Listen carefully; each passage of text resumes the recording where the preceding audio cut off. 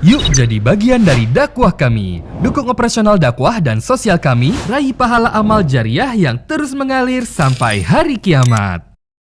Assalamualaikum warahmatullahi wabarakatuh. Alhamdulillah, wassalatu wassalamu ala rasulillah.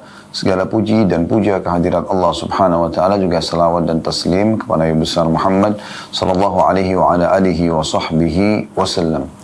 Saudara Kusiman, bertemu pada hari ini, hari Kamis, melanjutkan bedah buku kita, yaitu 35 amal pelebur dosa. Ini tulis oleh Fatin bin Abdul Aziz, atau binti Abdul Aziz tepatnya. Dan kita insya Allah akan masuk dari 35 amalan pelebur dosa ini yang ketiga.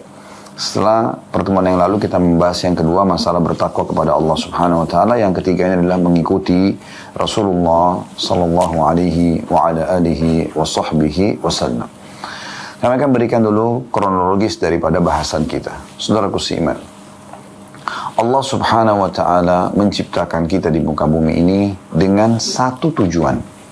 Sebagaimana Allah sebutkan dalam surah Az-Zariyat, surah nomor 51, tepatnya ayat 56. Yang bunyinya, وَمَا خَلَقْتُ الْجِنَّ وَالْإِنْسَ إِلَّا لِيَعْبُدُونَ. Al-ayah, artinya, sesungguhnya aku, kata Allah, tidak menciptakan jin dan manusia kecuali untuk beribadah dan mengabdi kepadaku. Hanya itu tujuannya. Jadi kalau Anda tanya kepada kami, apakah memang saya diciptakan dan lahir di muka bumi ini? Dan ini perlu jadi bahan renungan setiap orang di antara kita ya. Kenapa saya ada di muka bumi ini? Apakah memang hanya untuk sholat? Jawabannya, iya. Apakah untuk puasa? Iya. Apakah untuk baca Quran? Iya. Apakah untuk hadir dalam majelis ilmu? Iya. Bakti dengan orang tua? Iya. Bahkan mengikuti semua perintah-perintah Allah dan Rasulnya dan meninggalkan semua larangan? Iya. Itu tujuannya. Jadi tidak ada tujuan yang lain. Tidak ada tujuan yang lain. Cuma Allah subhanahu wa ta'ala dengan kemahamurahannya menambahkan beberapa hal yang sifatnya mubah. Misalnya boleh kita menikmatinya. Ya. Atau mungkin menjadikan sebagian hukum. Kalau dalam fikih diistilahkan dengan istilah sunnah. Artinya kalau kita kerjakan dapat pahala, ditinggalkan tidak berdosa. Seperti kasus misalnya sholat sunnah, puasa sunnah dan seterusnya. Nah ini contohnya. Tetapi dasarnya yang kita perlu ketahui dan dasarnya adalah saya dan Anda semua ini ada di muka bumi memang untuk ibadah. Itu tujuan kita diciptakan. Mulai tersumpahkan sperma ayah kita ke rahim ibu kita, kemudian bertemulah dengan sel telur tersebut. Pada saat itu, ya semua takdir kita mulai dicatatkan apa yang akan kita kerjakan nanti pada saat lahir, gitu kan? Dan memang Allah subhanahu wa ta'ala mudahkan semua fasilitas buat kita agar kita mengabdi kepadanya. Pada saat bayi di rahim ibu, masih masa pembentukan sampai sudah terbentuk pun menjadi bayi yang janin yang sempurna, semua itu tidak ada campur tangan kita. Allah subhanahu wa ta'ala menyempurnakan semua tulang-tulang kita ini, otot-otot, urat sarafnya, semua organ tubuh ini. Sehingga sempurnalah dan Anda lahir. Lahir pun subhanallah yang merasakan sakit bukan kita tapi ibu kita. Nah, ayah kita berusaha mencari uang, harta untuk bisa membiayai proses persalinan tersebut misalnya. Kemudian setelah itu pun semua kebutuhan kita, mulai dari rahim tadi sampai kita keluar terpenuhi. Siapa di antara kita teman-teman waktu masih bayi sudah mulai bekerja, mulai berpikir? Sama sekali tidak. Kita cuma tahu menangis kalau lapar, misalnya menangis kalaupun sudah kenyang supaya tidak diberi makan lagi, misalnya menolak kalau masih diberikan makan, atau dalam kondisi badannya lagi gerah, tidak nyaman atau sakit, cuma menangis. Modalnya cuma menangis. Akhirnya semua terpenuhi. Begitu luar biasanya sampai pencipta Allah manjakan manusia itu. Begitu juga pada saat masih anak-anak, kita cuma tahu bermain. Yang ngaturin pakaian kita, makanan kita, minuman kita, sekolah kita, kebutuhan kita adalah kedua orang tua. Mereka yang menguras ya, energi mereka, mereka yang menguras ya, pikiran mereka, mereka juga menguras harta mereka untuk memberikan yang terbaik buat kita. Ini semua suatu sistem yang sudah diciptakan oleh Sang Pencipta Allah agar si makhluk ini, manusia ini nanti pada saat dia mulai mencapai umur balik, dianggap dia sudah mampu untuk mengerjakan perintah, disilakan dengan umur taklif, ya. Dia sudah bisa menjalankan perintah dan meninggalkan larangan, maka sudah mulai ditugaskan oleh Allah subhanahu wa ta'ala. Sebelumnya adalah fase dia belajar. Kita masih diberikan waktu antara 12 sampai 15 tahun, yaitu masa orang balik. Sebelumnya orang belum balik misalnya. Ini untuk kita belajar agar kita siap untuk ya mengabdi kepada Allah Subhanahu wa taala. Jadi jangan sampai di fase persiapan itu justru diisi untuk membangkang kepada Allah Subhanahu wa taala. Ya, menolak sholat, tidak diajar mengaji, tidak tutup aurat. Ini kekeliruan kadang-kadang dari sebagian orang tua ya, sehingga anaknya nanti pada saat balik sudah siap untuk bertugas mengabdi kepada Allah, tidak ada tugas lain, ya. Maka itu luput karena memang bukan itu yang dipersiapkan. Padahal sebenarnya semua tadi proses yang luar biasa yang Allah manjakan manusia ini tujuannya pada saat sudah sempurna akalnya, fisiknya, dan dia sampai pada umur balik diistilahkan, maka di situ dia harus siap untuk bisa mengabdi kepada Allah SWT. Dan mengabdinya sederhana, mengerjakan apa yang diperintahkan dan meninggalkan apa yang dilarang. Kemudian dia nikmati yang halal dan dia meninggalkan yang haram. Sederhana kok. Yang penting orang itu mau. Setelah itu dia akan diberikan kebahagiaan dunia, diberikan kebutuhannya, dia akan bahagia dengan dia patuh kepada Allah SWT, karena Allah menjanjikan orang-orang yang beriman, orang yang patuh kepada Allah beramal saleh akan diberikan kehidupan yang baik. Ya. Hayatan tayyibah dalam Al-Quran dikatakan kehidupan yang sempurna. Diberikan kesehatan, diberikan makanan, minuman, seperti waktu dia masih bayi, tapi ini sedikit dia bekerja, Allah akan berikan kepada dia. Ya. Atau ada orang lain yang memberikan kepada dia secara cuma-cuma dengan mentraktir atau memberikan kepada dia makanan atau pekerjaan misalnya. Jadi Allah mudahkan semua itu. Dan Allah juga memberikan balasan sempurna nanti di akhirat. Surga yang dijanjikan dengan segala macam janji-janji yang luar biasa. Begitu juga orang yang membangkang. Mulai Allah berikan peringatan-peringatan orang kafir supaya didakwahi. Allah datangkan ujian-ujian kepada mereka supaya mereka kembali ke jalan Allah Subhanahu wa taala. Dan kalau mereka tidak mau, tetap saja membangkang, ngeyel, maka akhirnya di akhirat Allah akan berikan siksaan yang pedih tentunya. Nah, ini harus kita fahami dulu pondasi dasar ini.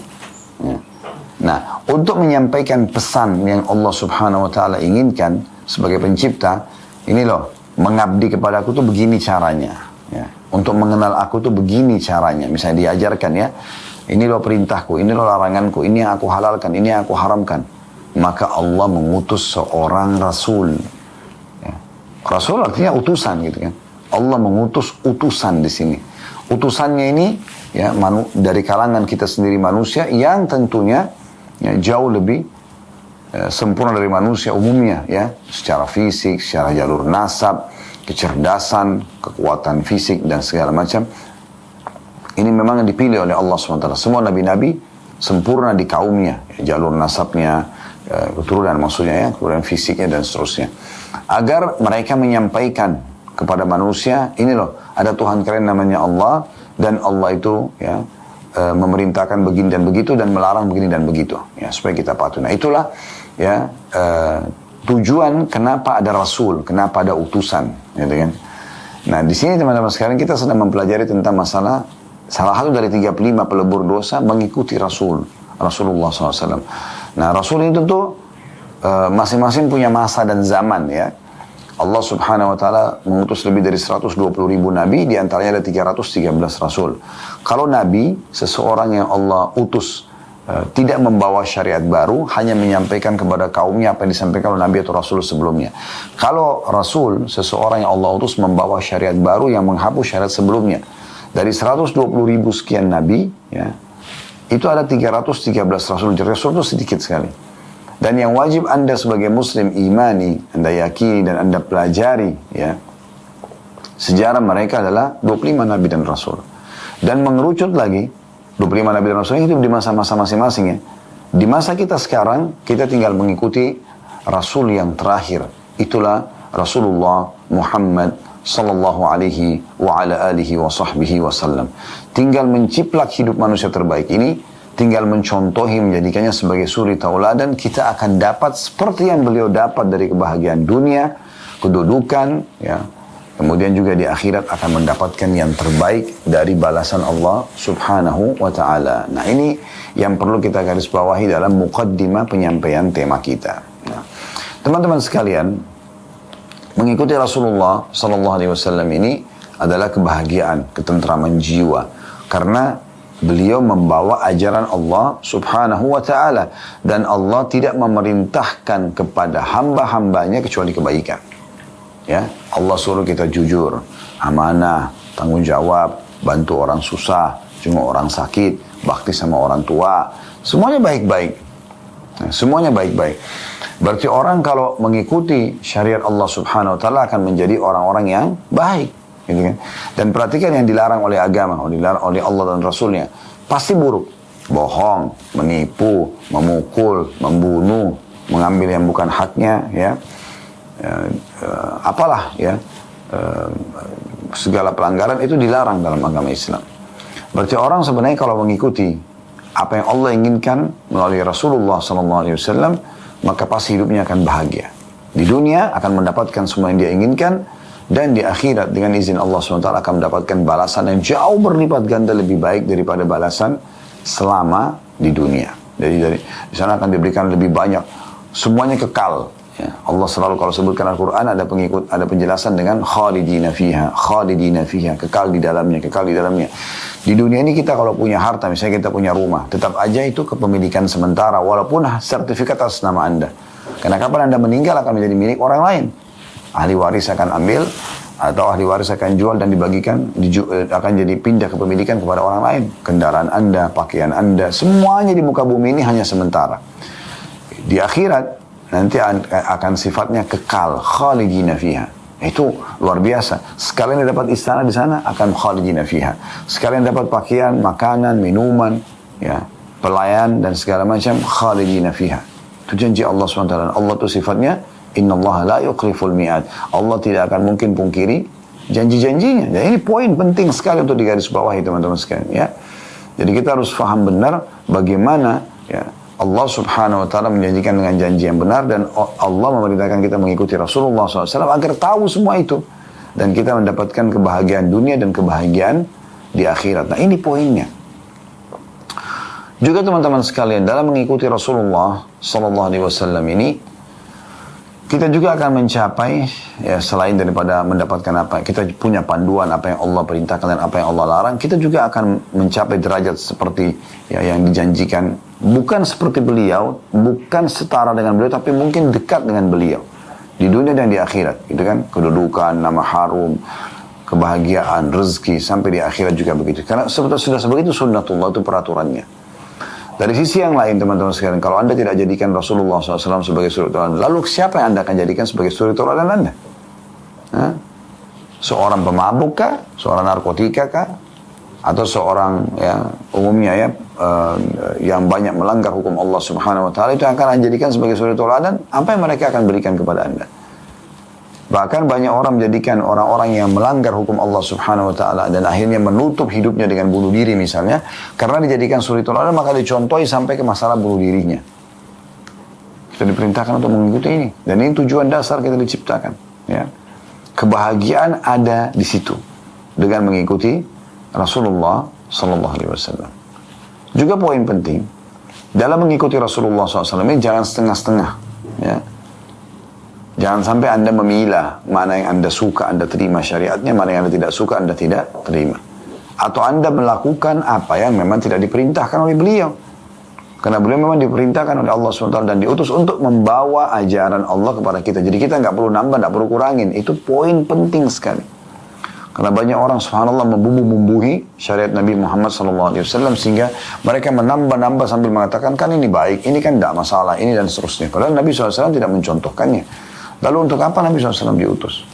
Apakah Anda merasa lebih pintar daripada Nabi SAW sehingga Anda harus membuat syariat baru yang Nabi SAW tidak contohkan? Kan ini unik, ya. Tapi kalau diingatkan tetap saja ngeyel kadang-kadang, ya. Sudah, itu hak pribadi. Ya, yang penting sudah disampaikan kepada mereka kalau kita harusnya menjaga kemurnian ajaran Nabi alaihi salatu wassalam. Karena Nabi SAW itu sudah menyampaikan semua amanah yang dibebankan di pundak beliau oleh Allah Subhanahu wa taala. Beliau tidak menghembuskan nafas terakhir kecuali sudah menyampaikan semuanya. Oleh karena itu agama ini sudah tidak perlu lagi ditambah. Bukankah Allah sudah kekalkan dalam surah Al-Maidah surah nomor 5 ayat 3 potongan ayat, al-yawma akmaltu lakum dinakum. Hari ini kata Allah Subhanahu wa taala, aku sudah sempurnakan agama kalian. Wa atmamtu alaikum ni'mati. Dan aku sudah sempurnakan juga nikmatku pada kalian di agama Islam itu. Wa raditu lakumul Islam. Dan aku sudah ridho Islam sebagai agama kalian. Jadi setelah ayat ini turun, semua sahabat faham pada saat itu. Sudah tidak perlu lagi ada tambahan apa-apa.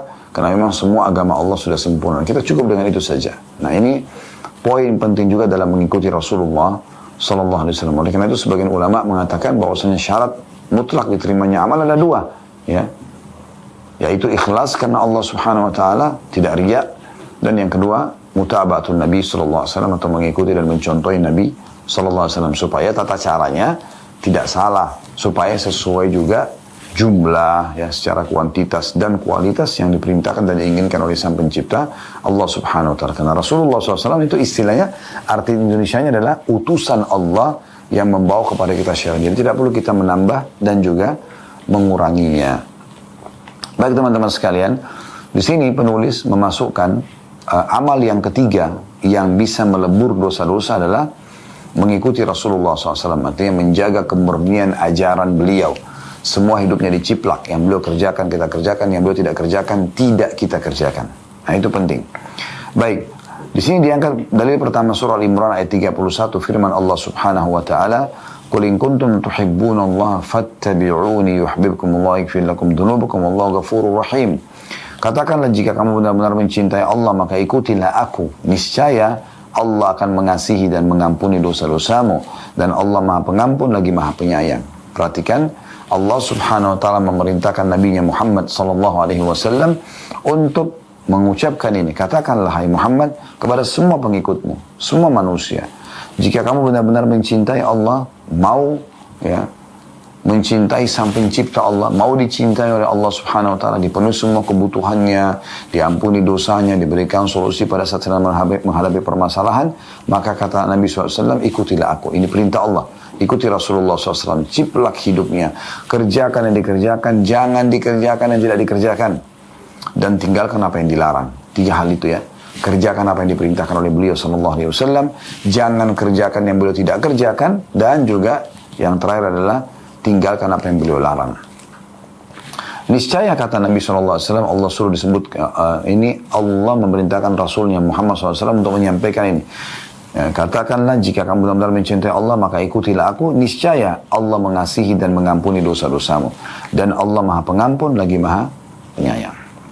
Di sini dikatakan, ya, jika Anda mengaku cinta kepada Allah, maka buktikanlah ucapan Anda dengan mengikuti Rasulullah Sallallahu Alaihi Wasallam. Jika Anda orang benar, yaitu, ya, dengan menjalankan perintah dan menjauhi larangannya. Jika Anda benar-benar dengan keimanan, maksudnya. Maka jika Anda benar-benar mengikuti dan membenarkan semua yang diajarkan beliau dari Allah Subhanahu Wa Taala, niscaya Allah akan mengampuni semua dosa Anda yang telah lewat dan tidak menyiksa Anda. Karena mencontohi Nabi SAW, Anda, ya, bisa menyampaikan di hadapan Allah. Kalau ditanya, kenapa kau lakukan ini? Karena Rasulullah SAW kerjakan, ini contohnya. Kenapa kau tidak kerjakan ini? Karena Rasulullah SAW tidak kerjakan. Sesungguhnya Allah maha mengampuni dosa hambanya yang beriman dan maha pengasih terhadap seluruh makhluknya. Maksudnya, dengan mengikuti Rasulullah SAW, kita akan aman. Ibadah kita diterima, dosa kita dimaafkan. Yang tadi dikatakan, kalau mengikuti Allah SWT dalam surah Al-Imran tadi, maka yaghfir lakum dzunubakum, Allah akan maafkan dosa-dosa kalian. Ini sebab kenapa dimasukkan sebagai pelebur dosa yang nomor 3 di sini, ya. Kemudian penulis mengangkat lagi surah Al-Ahqaf ayat 31 yang berbunyi, Ya qaumi ajibu da'i Allah wa aminu bihi yaghfir lakum min dhunubikum wa yujirkum min azabin alim. Hai kaumku. Jadi ini cerita tentang para jin-jin yang beriman kepada Nabi Muhammad SAW, lalu mereka menjadi da'i di komunitas mereka. Mereka berkata, jin-jin yang beriman kepada jin-jin yang lainnya yang belum beriman, hai kaum kami, terimalah seruan orang-orang yang menyeru kepada Allah dan berimanlah kepadanya. Niscaya Allah akan mengampuni dosa-dosa kamu dan melepaskan kamu dari adab yang pedih. Jadi di sini jin pada saat mendengarkan Nabi SAW membaca Al-Quran dan akhirnya mereka beriman, dikenal dengan jin Nusaybin, ya, di dalam buku-buku sejarah. Pada saat penduduk Mekah justru menolak mendengarkan dakwah Nabi SAW, Allah utus kalangan jin yang beriman kepada beliau. Nah, jin-jin yang beriman langsung pulang kaumnya lalu mendakwakan dan mengatakan, wahai kaum, terimalah seruan. Sekarang kami datang dari seorang Rasul, terima seruannya. Ya. Orang yang menyuruh kepada Allah dan memerintahkan untuk beriman kepadanya, itu adalah Rasulullah SAW. Ya. Niscaya Allah akan mengampuni dosa-dosa kamu. Jadi dengan mengikuti Rasul itu, dosa-dosamu akan dimaafkan dan melepaskan kamu dari adab yang pedih, siksaan yang pedih. Imam At-Tabari rahimahullah, seorang ulama tafsir yang masyhur, menyebutkan dalam tafsirnya bahwa yang dimaksud dengan da'i Allah, kan di situ potongan ayat, ya qaumi ajibu da'i Allah, wahai kaum kami, jawablah penyeru ya Allah, agama Allah atau da'i di jalan Allah. Kata Imam Tabari rahimahullah, dimaksud dengan da'i Allah, orang yang menyuruh kepada Allah adalah Rasulullah sallallahu alaihi wasallam, yakni penuhilah seruan Muhammad sallallahu alaihi wasallam untuk taat kepada Allah Subhanahu wa taala, benarkanlah apa yang dibawa oleh beliau, tegakkanlah perintah maupun larangan beliau, sehingga Allah akan mengampuni dosa-dosamu, menutupi kesalahanmu, dan tidak akan membeberkannya di akhirat kelak sebagai azab bagimu. Ya, tidak akan membuka aibmu di akhirat nanti. Allah akan menyelamatkanmu dari azab yang pedih kalau kamu mau bertobat dan mau kembali beriman kepada Allah dan kepada penyeru Allah, yaitu Rasulullah sallallahu alaihi wasallam. Dan dikatakan bahwa yang dimaksud dengan da'i Allah atau da'inya Allah adalah Al-Quranul Karim. Ini ada pendapat yang lain, gitu kan? Imam Al-Alusi rahimahullah menyebutkan dalam tafsirnya bahwa yang dimaksud dengan da'i Allah dari firman Allah surah Al-Ahqaf ayat 31, da'inya Allah mungkin Al-Quranul Karim atau mungkin Rasulullah sallallahu alaihi wasallam. Adapun yang dimaksud dengan min dzunubikum, dan dia akan mengampuni, Allah akan mengampuni dosa-dosa kalian, adalah sebagian dosa-dosa kalian yang berkaitan dengan hak-hak Allah. Adapun yang berkaitan dengan hak-hak manusia tidak akan bisa diampuni dengan keimanan saja, tapi harus mengembalikan hak tersebut kepada yang berhak. Wallahu a'lam, kata beliau. Ya. Jadi dari pendapat atau dari tafsir surah Al-Ahqaf ayat 31 tadi disebutkan oleh Imam Tabari dan juga Imam Al-Alusi bahwasanya ada dua makna. Kalau Imam Tabari lebih cenderung kepada makna yang pertama, yaitu yang dimaksud dengan hai kaumku, terimalah da'inya Allah, maka dikatakan adalah Rasulullah sallallahu alaihi wasallam. Imam Al-Alusi mengatakan bisa juga dimaksud adalah Al-Quran atau Rasulullah SAW. Nah, di sini, kalaupun yang dimaksud adalah da'i Allah, seruan Allah itu adalah, atau da'i Allah ini adalah Al-Quran, tetap saja yang menyampaikan Quran adalah Rasulullah SAW. Jadi dua makna ini tidak bentrok satu sama yang lain.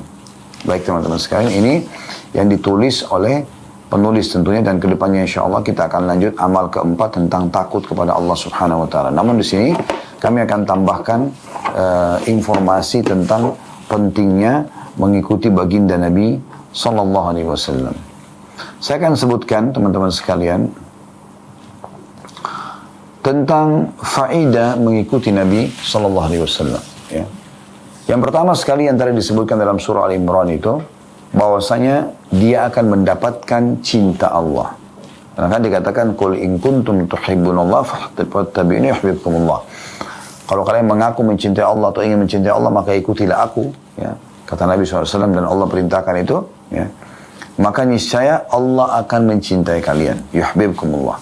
Baru plusnya wa yaghfir lakum dzunubakum, dan akan memaafkan dosa-dosa kalian. Jadi ini faedah pertama, kita akan mendapatkan cinta Allah Subhanahu wa taala. Dan kalau kita mendapatkan cinta Allah, pastikan teman-teman sekalian, kebutuhan kita akan dipenuhi oleh Sang Pencipta Allah. Karena memang yang ciptakan kita Allah, yang ciptakan kebutuhan kita Allah, yang bisa mempertahankan dan menambahnya Allah, dan Allah tidak akan pernah habis stoknya. Selalu saja udara ada, selalu saja air ada, selalu saja kebutuhan semua manusia ada. Populasi hewan-hewan, tumbuh-tumbuhan, buah-buahan, sayuran, semuanya ada. Kemudian Allah Subhanahu Wa Taala juga akan maafkan kesalahan kalian. Kapan ada pelanggaran, tinggal taubat, Allah akan maafkan. Juga Allah akan menolong dan memberikan solusi pada saat sedang menghadapi permasalahan. Ini semua makna daripada, ya, Allah bila mencintai hambanya akan memberikan ini. Yang kedua teman-teman sekalian, orang yang mentaati Rasulullah Sallallahu Alaihi Wasallam mendapati, ya, panduan hidup, jelas arah hidupnya. Dia tahu apa tujuan dia hidup, sebagaimana tadi kami jelaskan, mana yang halal, mana yang diperintahkan, mana yang haram, diperintahkan untuk dijauhi, ya. Jelas bagi dia. Sehingga dia berjalan di muka bumi ini tahu tujuan hidupnya apa, siapa penciptanya, mana yang boleh dia nikmati dari makanan, minuman, pakaian, pergaulan, pendapatan, dan mana yang tidak boleh. Dia punya panduan hidup jelas, gitu kan. Seperti itu orang yang mengikuti Rasulullah SAW. Dan Apalagi yang kita inginkan? Kalau ingin membahas menjadi seorang anak, beliau sebaik-baik anak. Kemudian kalau ingin membahas beliau sebagai seorang tua, beliau adalah sebaik-baik orang tua. Kalau ingin membahas beliau sebagai sahabat, beliau adalah sebaik-baik sahabat. Kalau mau membahas sebagai pedagang, beliau adalah sebaik-baik saudagar. Membahas tentang politik, beliau sebaik-baik politikus. Membahas tentang menjadi panglima perang, ya, beliau sebaik-baik panglima perang. Semuanya ada pada beliau. Lalu kenapa nggak dijadikan sebagai saudara? Bukankah Allah SWT sebutkan dalam surah Al-Ahzab masalah itu? Laqad kana lakum fi Rasulillahi uswatun hasanatun liman kana yarjullaha wal yawmal akhir wa dzakarallaha katsira. Sungguh pada diri Rasulullah Muhammad SAW ada suri teladan yang baik buat kalian. Bagi orang yang ingin mendapatkan yang terbaik di akhirat sana.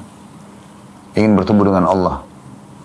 Dan mendapatkan yang terbaik yaitu surga. Ya, dan ingin berzikir kepada Allah dengan zikir yang banyak. Jadi memang ada di diri Nabi SAW suri teladan tersebut. Yang ketiga, dipastikan orang yang mengikuti Rasulullah SAW akan masuk ke dalam surga. Akan masuk ke dalam surga.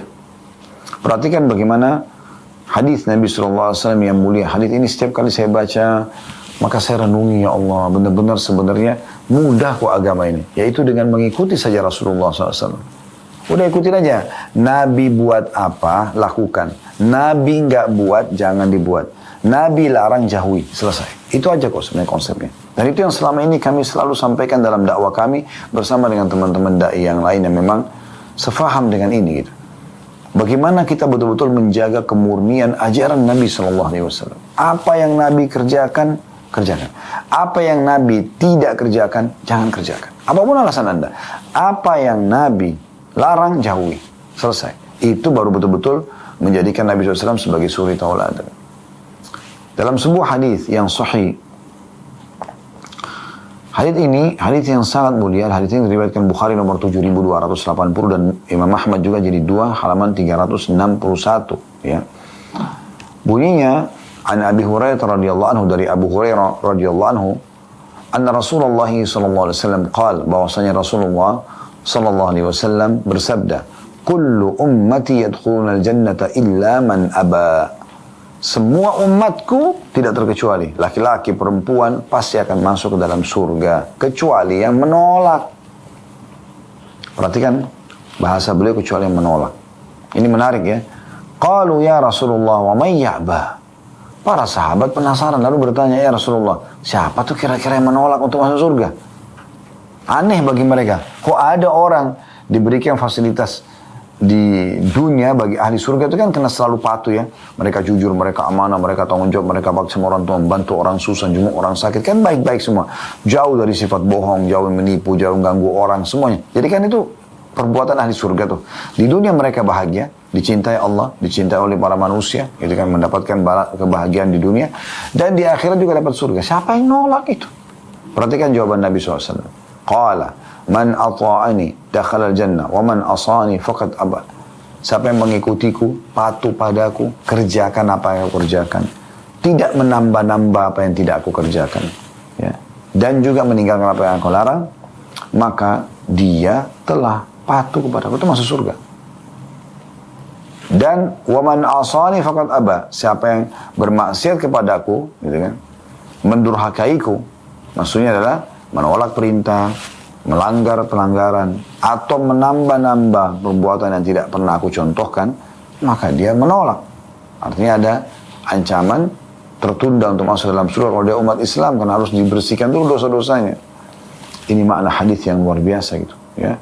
Bagaimana Nabi SAW merangkumkan kepada umat ini sederhana. Udah, patuhi aku saja, ciplaklah hidupku, selesai. Apa yang aku kerjakan, kerjakan. Apa yang aku tidak kerjakan, jangan dikerjakan. Ini selalu saya ulangi ya. Dan juga apa yang aku larang, dijauhi. Nah ini yang dimaksudkan dengan hadis Nabi alaihi salatu wassalam tadi, atau hadis yang diriwayatkan oleh Bukhari dan juga Imam Ahmad.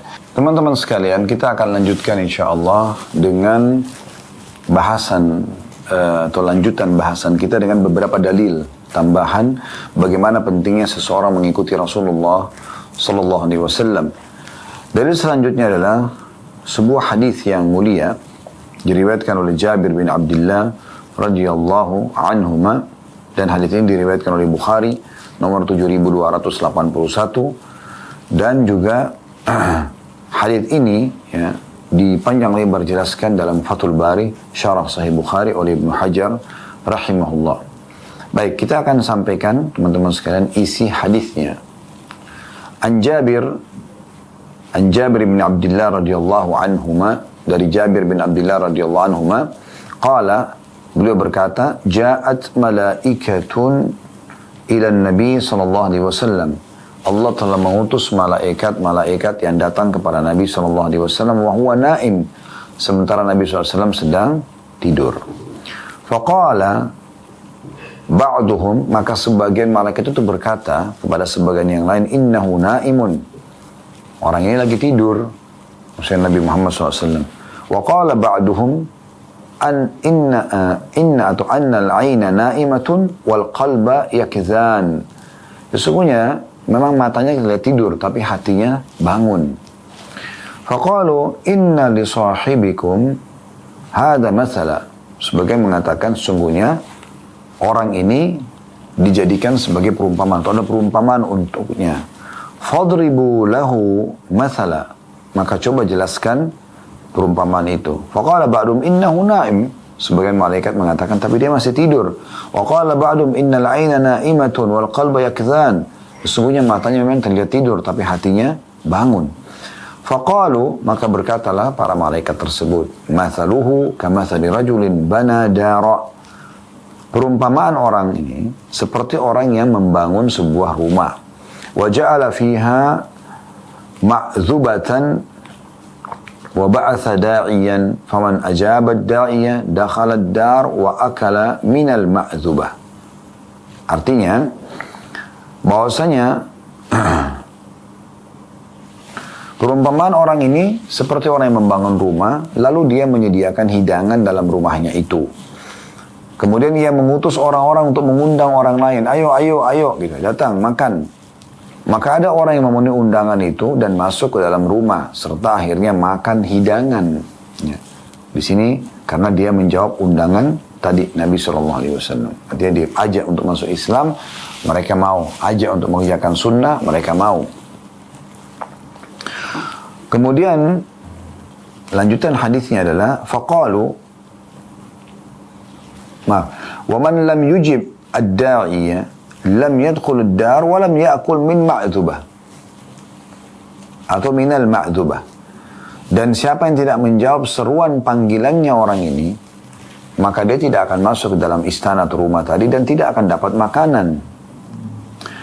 Faqalu awwaluha lam yafqahha atau awwiluha lahu yafqahha. Maaf, ini yang benar yang kedua ya. Awwiluha lahu yafqahha. Faqala ba'dum innahu na'im wa qala ba'dum innal 'aina na'imatun wal qalbu yakdhan. Faqalu fad-darul jannah wad-da'i Muhammadun sallallahu alaihi wasallam faman ata'a Muhammadan sallallahu alaihi wasallam faqad ata'a Allah wa man 'asa Muhammadan sallallahu alaihi wasallam faqad 'asa Allah wa Muhammadun sallallahu alaihi wasallam farraqa bainan nas. Artinya ya, coba berikan perumpamaan. Kan tadi itu perumpamaan itu adalah perumpamaan orang ini, kata sebagian malaikat tentang Nabi Muhammad SAW, seperti orang yang membangun rumah. Lalu dia menyiapkan hidangan makan, lalu dia memanggil orang-orang untuk datang. Ada di antara manusia yang menjawab panggilan itu, mereka masuk ke dalam rumah tadi, kemudian mereka ikut makan. Ada orang-orang yang tidak mau menjawab panggilan tersebut, maka akhirnya mereka tidak masuk ke rumah dan tidak dapat makanan tersebut. Sebagian malaikat mengatakan, coba ya jelaskan lebih jauh, ya terangkan makna, tafsir ya daripada perumpamaan tersebut agar orang dapat faham. Maka sebagian mereka berkata, ia sedang tidur. Sebagian lagi mengatakan, matanya tertidur tapi sebenarnya hatinya sadar. Lalu para malaikat berkata, rumah yang dimaksud tadi adalah surga. Dan da'i, orang yang mengundang adalah Muhammad sallallahu alaihi wasallam. Maka barang siapa yang mentaati Muhammad sallallahu alaihi wasallam, berarti dia telah taat kepada Allah. Dan barang siapa yang mendurhakai Muhammad sallallahu alaihi wasallam, maka dia telah durhaka kepada Allah. Ya, dan Muhammad sallallahu alaihi wasallam adalah pemisah di antara manusia. Maksudnya, mana yang beriman, mana yang kafir. Nah, di sini kita lihat saksi bahasanya adalah potongan akhir daripada hadis Bukhari ini. Bagaimana Nabi Muhammad SAW itu diberikan perumpamaan seperti seseorang yang mengajak orang menuju ke surga. Rumah tadi yang dianggap dibangun itu adalah dianggap bangunan surga, ya, dan orang yang menyeru untuk datang ke bangunan tersebut adalah Nabi Muhammad SAW. Dan siapa yang mengikuti surat tersebut dipastikan nanti dia akan, ya, masuk dalam surga dan makan dari makanan surga. Ini yang dimaksud. Hadis selanjutnya adalah sabda Nabi SAW dari hadis Abu Musa al-Ash'ari radhiyallahu anhu. Dan hadis ini diriwayatkan oleh Bukhari nomor 6482, sama 7283, dan Imam Muslim nomor 2283 di jilid 16. Ya. Saya bacakan langsung saja hadisnya. An Abi Musa radhiyallahu anhu, dari Abu Musa radhiyallahu anhu anin Nabi sallallahu alaihi wasallam qala, bahwasanya Nabi sallallahu alaihi wasallam bersabda, innama mathali wa mathalu ma ba'athani Allah bihi kamathali rajulun ata qauman faqal ya qaumi inni ra'aitul jaysha bi'aynayya wa inni ana an-nadhirul 'uryan fannaja'a fa'ata'u ta'ifa فالنجاء فأطاعه طائفة من قومه فأدلجوا فانطلقوا على مهلهم فنجوا وكذبت طائفة منهم فأصبحوا مكانهم فصبحهم الجيش فأهلكهم واجتهاهم فذلك مثل من أطاعني فاتبع ما جئت به wa mathalu man asani wa kadzdzaba bima ji'tu bihi minal haqq. Terjemahannya dari Abu Musa al-Ash'ari radhiyallahu anhu, bahwasanya Rasulullah sallallahu alaihi wasallam bersabda, perumpamaanku dan perumpamaan apa-apa yang telah Allah utus aku, ya, dengannya seperti orang yang mendatangi satu kaum. Ia berkata, wahai kaumku, sesungguhnya aku melihat pasukan musuh dengan mata kepalaku, dan sungguhnya aku mengancam yang sesungguhnya, ya, ancamannya nyata. Maka mari kita menuju kepada keselamatan. Segera selamatkan diri karena musuh sudah dekat. Sebagian dari kaumnya mentaatinya. Lalu mereka pun pergi bersama penyeru ini. Selamatlah mereka. Sebagian dari mereka mendustakan, nggak ada pasukan gitu kan, nggak ada siksaan. Maka pada pagi harinya mereka diserang oleh pasukan musuh, lalu mereka dihancurkan dan diluluh lantakkan. Demikianlah perumpamaan orang-orang yang taat kepadaku dan mengikuti apa yang aku bawa, dan perumpamaan orang-orang yang durhaka kepadaku dan mendustakan kebenaran yang aku bawa. Ini perumpamaan lagi.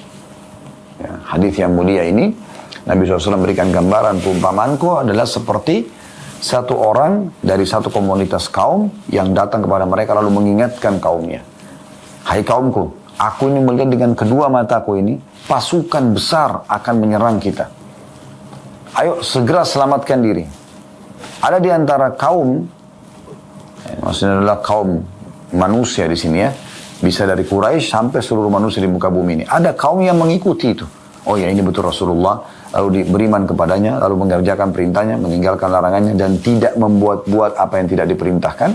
Ya, maka pada saat itu mereka pun selamat karena mengikuti seruan tersebut. Dan ada di antara kaum, baik dari Quraisy atau seluruh manusia yang menolak dakwah Nabi SAW, yang menolak itu.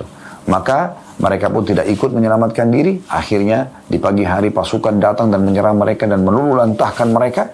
Maka Nabi SAW mengatakan, inilah perumpamaan orang yang mengikutiku.